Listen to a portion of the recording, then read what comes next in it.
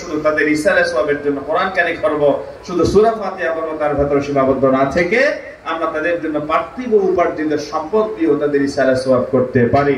আল্লাহ রাব্বুল আলামিনের এই জমিনে তিনটা আমল দিয়ে মানুষ মৃত্যুর পরে সওয়াব পেতে পারে।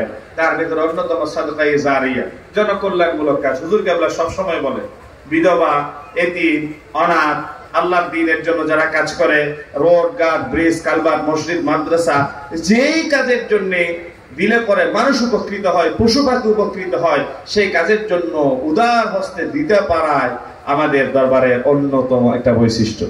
হুজুর সবসময় তো আর ভিতরে সেই কথা বলেন।